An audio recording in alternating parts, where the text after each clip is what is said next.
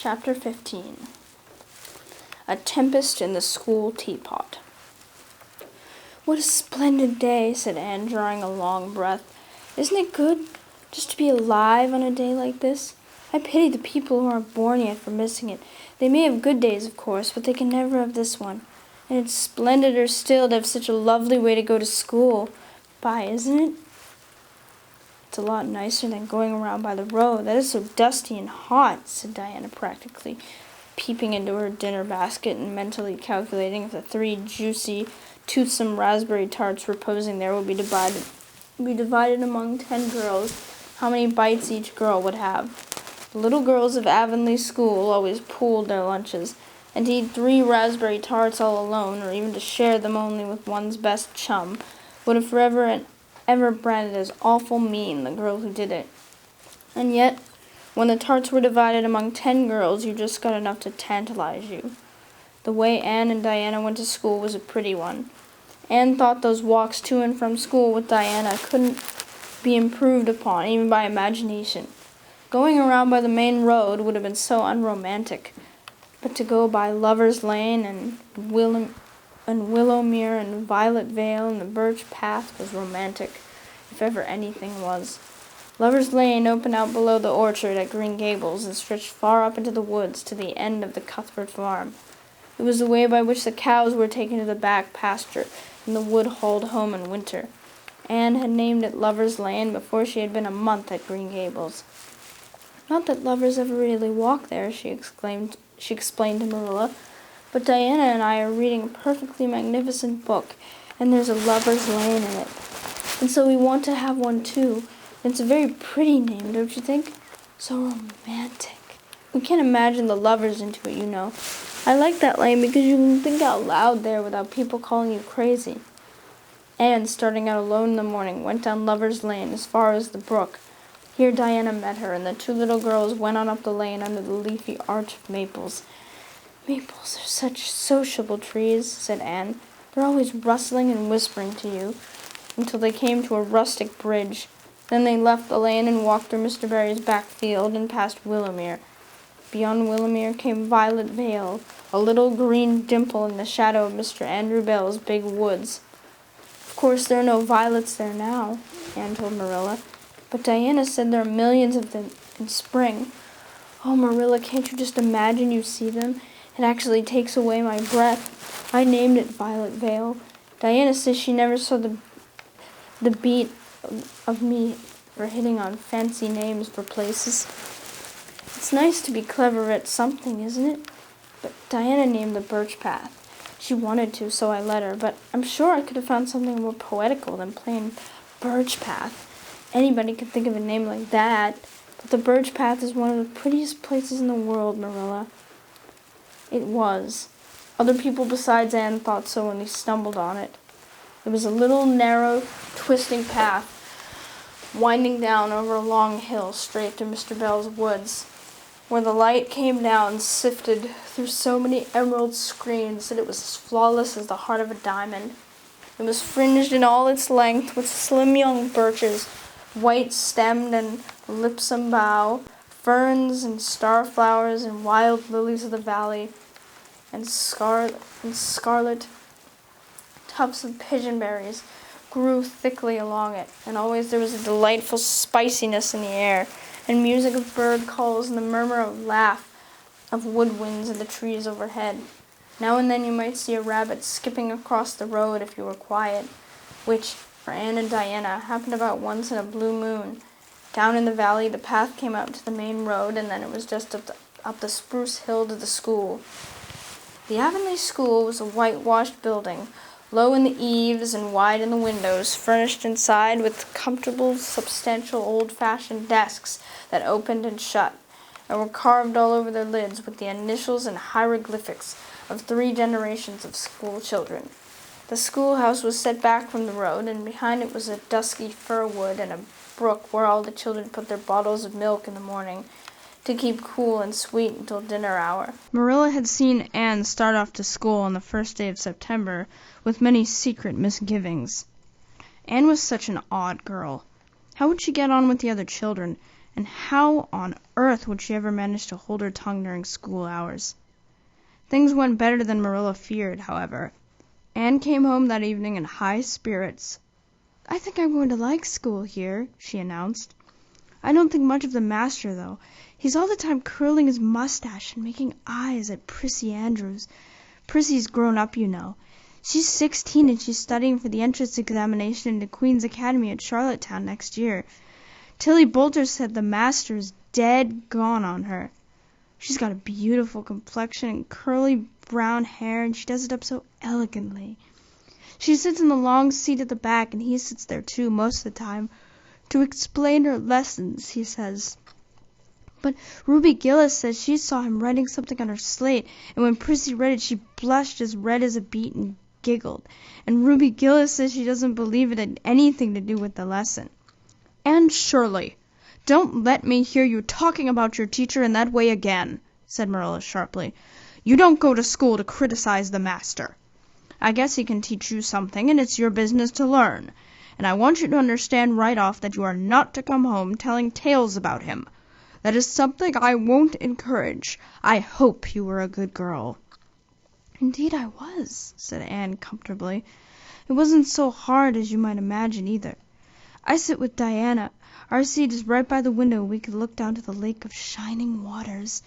There are a lot of nice girls in school, and we had scrumptious fun playing at dinner time. It's so nice to have a lot of little girls to play with. But, of course, I like Diana best, and always will. I adore Diana. I'm dreadfully far behind the others. They're all in the 5th book, and I'm only in the 4th. I feel it's kind of a disgrace. But there's not one of them that has such an imagination as I have, and I soon found that out. We had reading the geography and Canadian history and dictation today. Mr. Phillips said my spelling was disgraceful, and he held up my slate so that everybody could see it, all marked over. I felt so mortified, Marilla. He must have been polite to a stranger, I think. Ruby Gillis gave me an apple, and Sophia Sloane lent me a lovely pink card for May I See You Home, with May I See You Home on it. I'm to give it back to her tomorrow. And Tilly Boulter let me wear her bead ring all the afternoon. Can I have some of those pearl beads off the old pincushion in the garret to make myself a ring? And oh, Marilla, Jane Andrews told me that Minnie MacPherson told her that she heard Prissy Andrews tell Sarah Gillis that I had a very pretty nose. Marilla, that is the very first compliment I've ever had in my life. You can't imagine what a strange feeling it gave me. Marilla, have I really a pretty nose? I know you'll tell me the truth." "Your nose is well enough," said Marilla shortly. Secretly she thought Anne's nose was a remarkable pretty one, but she had no intention of telling her so. That was 3 weeks ago, and it had all gone smoothly so far. And now this crisp September morning Anne and Diana were tripping blithely down the Birch Path, 2 of the happiest little girls in Avonlea. "I guess Gilbert Blythe will be in school today," said Diana. "He's been visiting his cousins over in New Brunswick all summer, and he only came home Saturday night. He's awfully handsome, Anne, and he teases the girls something terrible. He just torments our lives out." Diana's voice indicated that she rather liked having her life tormented out than not. "Gilbert Blythe?" said Anne. "Isn't that his name that's written up on the porch wall with Julia Bell's and a big 'Take Notice' over them?" "Yes," said Diana, tossing her head, "but I'm sure he doesn't like Julia Bell so very much. I've heard him say he studied the multiplication tables by her freckles." "Oh, don't speak about freckles to me," implored Anne. "It isn't delicate when I've got so many. But I do think that writing 'Take Notices' up on the wall about the boys and girls is the silliest ever. I should just like to see anybody dare to write my name there up with the boys. Not, of course," she hastened to add, "that anybody would." Anne sighed. She didn't want her name written up, but it was a little humiliating to know that there was no danger of it. "Nonsense," said Diana, whose black eyes and glossy tresses had played such havoc with the hearts of Avonlea schoolboys that her name figured on the porch walls in half a dozen Take Notices. "It's only meant as a joke. And don't you be too sure your name won't ever be written up. Charlie Sloane is dead gone on you. He told his mother. His mother, mind you, that you were the smartest girl in school. That's better than being good-looking." "No, it isn't," said Anne, feminine to the core. "I'd rather be pretty than clever, and I hate Charlie Sloane. I can't bear a boy with goggle eyes. If anyone wrote my name up with his, I'd never get over it, Diana Barry. But it is nice to keep head of your class." "You'll have Gilbert in your class after this," said Diana. "And he's used to being head of his class, I can tell you. He's only in the 4th book, although he's nearly 14. 4 years ago his father was sick, and he had to go out to Alberta for his health, and Gilbert went with him. They were there 3 years, and Gil didn't go to school hardly any until they came back. You won't find it so easy to keep head after this, Anne." "I'm glad," said Anne quickly. "I couldn't really feel proud of keeping head of little boys and girls of just 9 or 10. I got up yesterday spelling ebullition. Josie Pye was head, and mind you, she peeped in her book. Mr. Phillips didn't see her. He was looking at Prissy Andrews, but I did. I just swept her a look of freezing scorn, and she got as red as a beet and spelled it wrong after all." "Those Pye girls are cheats all around," said Diana indignantly as they climbed the fence of the main road. "Gertie Pye actually went and put her milk bottle in my place in the brook yesterday. Did you ever? I don't speak to her now." When Mr. Phillips was in the back of the room hearing Prissy Andrews's Latin, Diana whispered to Anne, "That's Gilbert Blythe sitting right across the aisle from you, Anne. Just look at him and see if you don't think he's handsome." Anne looked accordingly. She had a good chance to do so, for the said Gilbert Blythe was absorbed in stealthily pinning the long yellow braid of Ruby Gillis, who sat in front of him, to the back of her seat. He was a tall boy with curly brown hair, roguish hazel eyes, and a mouth twisted into a teasing smile. Presently Ruby Gillis started up to take a sum to the master. She fell back into her seat with a little shriek, believing that her hair was pulled out by the roots. Everybody looked at her, and Mr. Phillips glared so sternly that Ruby began to cry. Gilbert had whisked the pen out of sight, and was studying his history with the soberest face in the world. But when the commotion subsided, he looked at Anne and winked with inexpressible drollery. "I think your Gilbert Blythe is handsome," confided Anne to Diana, "but I think he's very bold. It isn't good manners to wink at a strange girl." But it was not until the afternoon that things really began to happen. Mr. Phillips was back in the corner, explaining a problem in algebra to Prissy Andrews, and the rest of the scholars were doing pretty much as they pleased, eating green apples, whispering, drawing pictures on their slates, and driving crickets harnessed to strings up and down the aisle.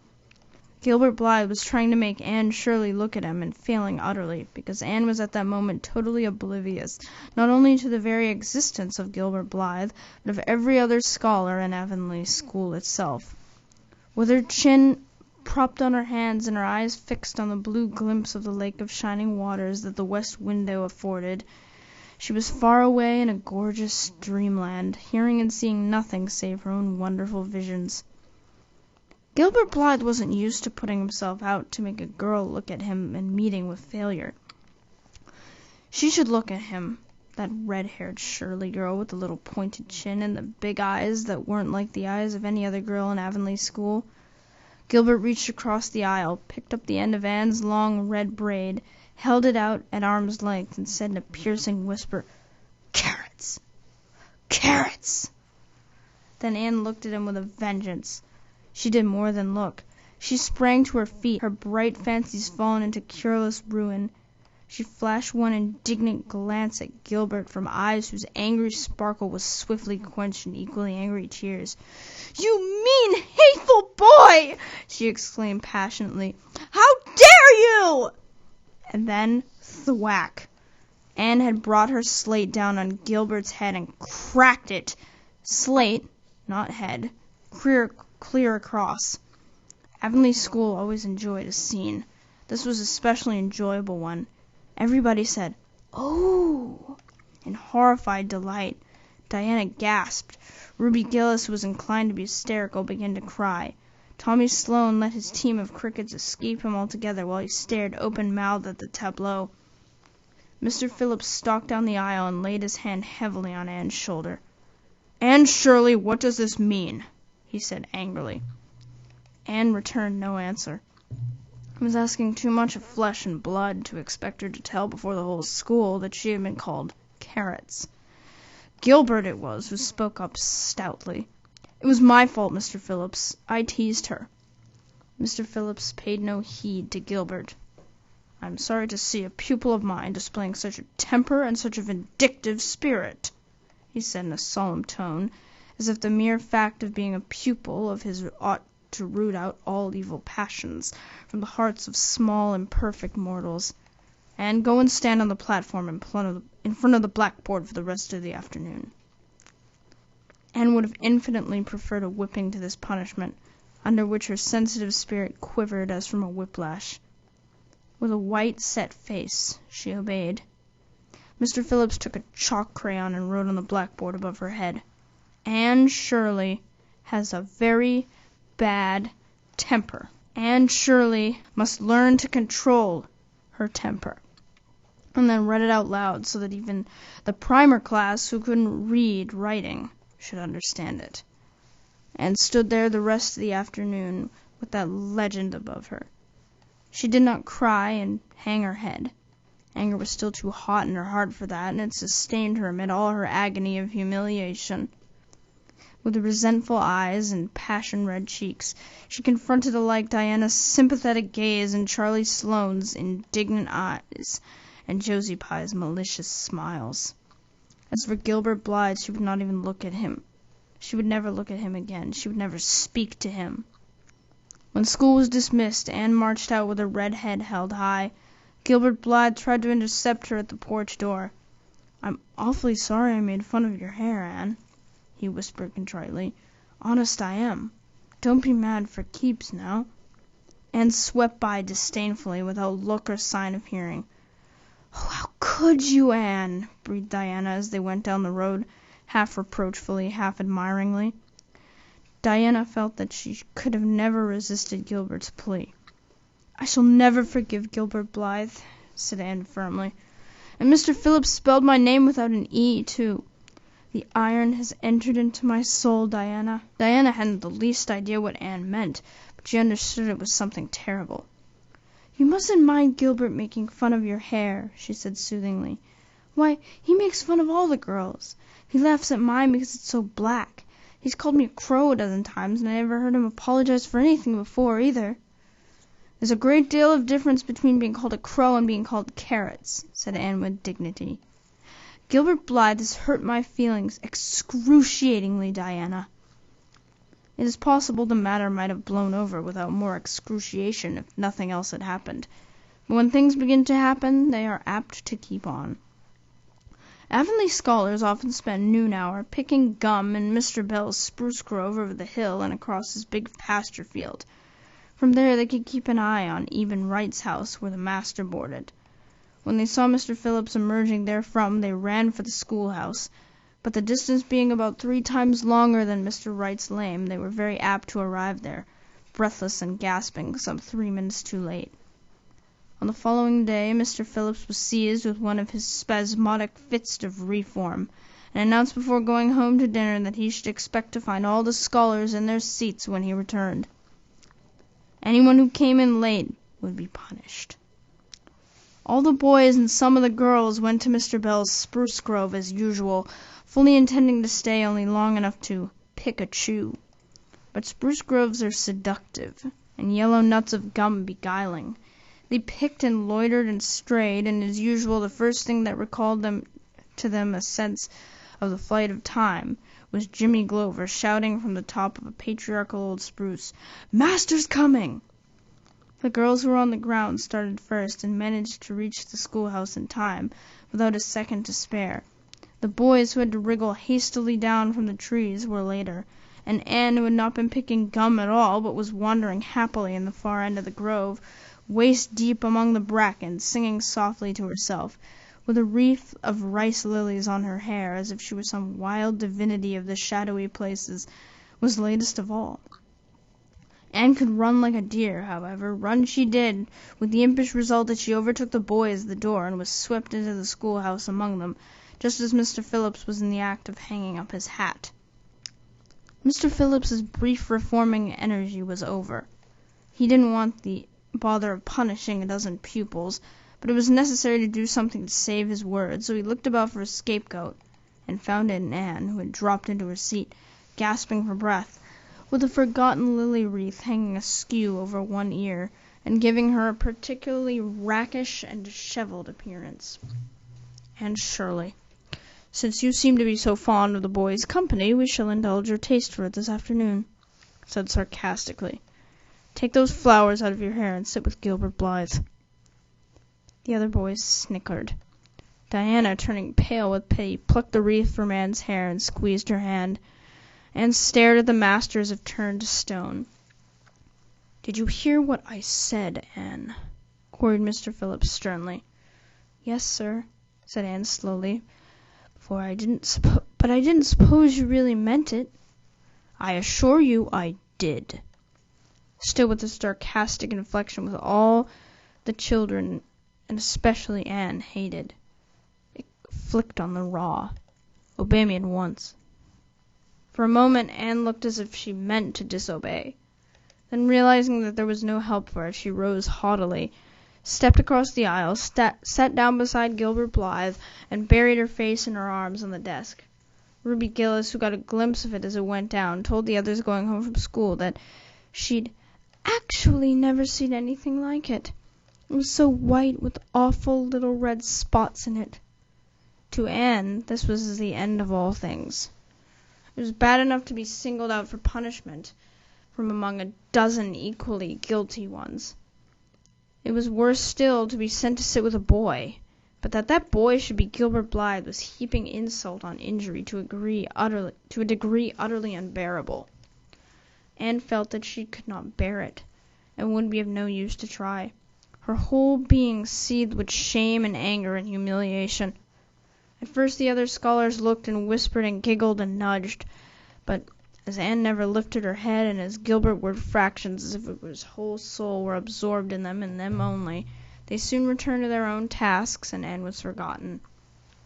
When Mr. Phillips called the history class out, Anne should have gone, but Anne did not move, and since Mr. Phillips, who had been writing some verses to Priscilla before he called the class, was thinking about an obstinate rhyme, and never missed her. Once, when nobody was looking, Gilbert took from his desk a little pink candy heart with a gold motto on it, "You are sweet," and slipped it under the curve of Anne's arm. Whereupon Anne arose, took the pink heart gingerly between the tips of her fingers, dropped it on the floor, ground it to powder beneath her heel, and resumed her position without deigning to bestow a glance on Gilbert.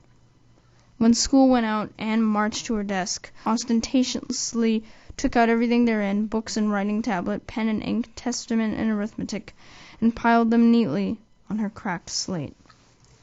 "What are you taking all those things home for, Anne?" Diana wanted to know, as soon as they were out on the road.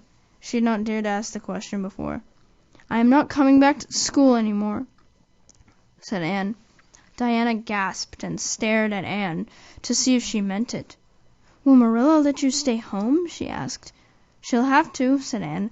"I'll never go to school to that man again." "Oh, Anne!" Diana looked as if she were ready to cry. "I do think you're mean. What shall I do? Mr. Phillips will make me sit with that horrid Gertie Pye. I know he will, because she is sitting alone. Do come back, Anne." "I'd do almost anything in the world for you, Diana," said Anne sadly. "I'd let myself be torn limb from limb if it would do you any good, but I can't do this, so please don't ask it. You harrow up my very soul." "Just think of all the fun you will miss," mourned Diana. "We are going to build the loveliest new house down by the brook, and we'll be playing ball next week, and you've never played ball, Anne.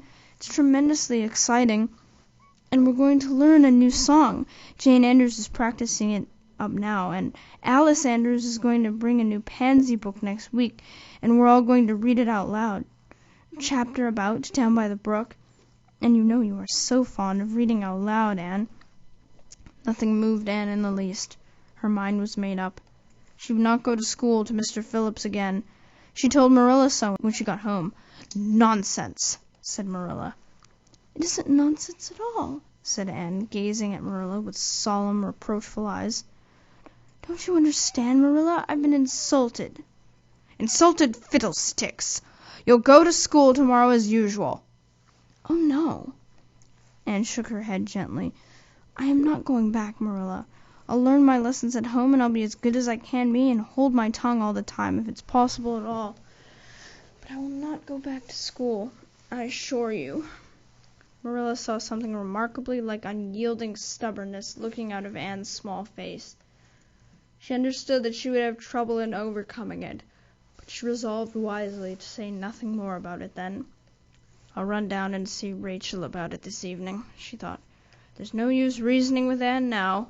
She's too worked up, and I have an idea she can be awfully stubborn if she takes that notion. As far as I can make out from her story, Mr. Phillips has been carrying matters with rather a high hand, but it would never do to say so to her. I'll just talk it over with Rachel. She sent 10 children to school, and she ought to know something about it. She'll have heard the whole story, too, by this time. Marilla found Mrs. Lynde knitting quilts as industriously and cheerfully as usual. I suppose you know what I've come about, she said a little shamefacedly. Mrs. Rachel nodded. About Anne's fuss in school, I reckon, she said. Tilly Boulter was in on her way home from school and told me about it. I don't know what to do with her, said Marilla. She declares she won't go back to school. I never saw a child that worked up. I've been expecting trouble ever since she started to school. I knew things were going too smooth to last. She's so high-strung. What would you advise, Rachel? Well, since you've asked my advice, Marilla, said Mrs. Lynde amiably. Mrs. Lynde dearly loved to be asked for advice. I just humor her a little at first, that's what I do. It's my belief that Mr. Phillips was in the wrong. Of course, it doesn't do to say so to the children, you know. And of course he did right to punish her yesterday for giving way to temper. But today it was different. The others who were late should have been punished as well as Anne, that's what. And I don't believe in making the girls sit with the boys for punishment. It isn't modest. Tilly Boulter was real indignant. She took Anne's right through, and she said all the scholars did too. Anne seems real popular among them somehow. I never thought she'd take with them so well. Then you really think I'd better let her stay home, said Marilla in amazement. Yes. That is, I wouldn't say school to her again until she said it herself. Depend upon it, Marilla, she'll cool off in a week or so, and be ready enough to go back of her own accord. That's what. While if you were to make her go back right off, dear knows what freak or tantrum she'd take next and make it more trouble than ever. The less fuss made, the better, in my opinion. She won't miss much by not going to school, as far as that goes. Mr. Phillips isn't any good at all as a teacher. The order he keeps is scandalous, that's what. And he neglects the young fry and puts all his time on those big scholars he's getting ready for Queen's. He'd never have gotten to school for another year if his uncle hadn't been a trustee. The trustee, for he just leads the other two around by the nose, that's what. I declare I don't know what education in this island is coming to. Mrs. Rachel shook her head, as much to say if she were only at the head of the educational system of the province, things would be much better managed. Marilla took Mrs. Rachel's advice, and not another word was said to Anne about going back to school. She learned her lessons at home, did her chores, and played with Diana in the chilly purple autumn twilights. But when she met Gilbert Blythe on the road or encountered him in Sunday school, she passed him by with an icy contempt that was no whit thawed by his evident desire to appease her. Even Diana's efforts as a peacemaker were of no avail. Anne had evidently made up her mind to hate Gilbert Blythe to the end of life. As much as she hated Gilbert, however, did she love Diana, with all the love of her passionate little heart, equally intense in its likes and dislikes. One evening Marilla, coming in from the orchard with a basket of apples, found Anne sitting along by the east of the window in the twilight, crying bitterly. "Whatever's the matter now, Anne?" she asked. "It's about Diana," sobbed Anne luxuriously. "I love Diana so, Marilla. I could not ever live without her. But I know very well when we grow up that Diana will get married and go away and leave me. And oh, what shall I do? I hate her husband. I just hate him furiously. I've been imagining it all out. The wedding and everything. Diana dressed in snowy garments with a veil, and looking as beautiful and regal as a queen, and me the bridesmaid, with a lovely dress too, and puffed sleeves, but with a breaking heart hid beneath my smiling face. And then bidding Diana good-bye, here Anne broke down entirely and wept with increasing bitterness. Marilla turned quickly away to hide her twitching face, but it was no use. She collapsed on the nearest chair and burst into such a hearty and unusual peal of laughter that Matthew, crossing the yard outside, halted in amazement. When had he heard Marilla laugh like that before? "Well, Anne Shirley," said Marilla as soon as she could speak, "if you must borrow trouble for pity's sake, borrow it handier home. I should think you had an imagination, sure enough."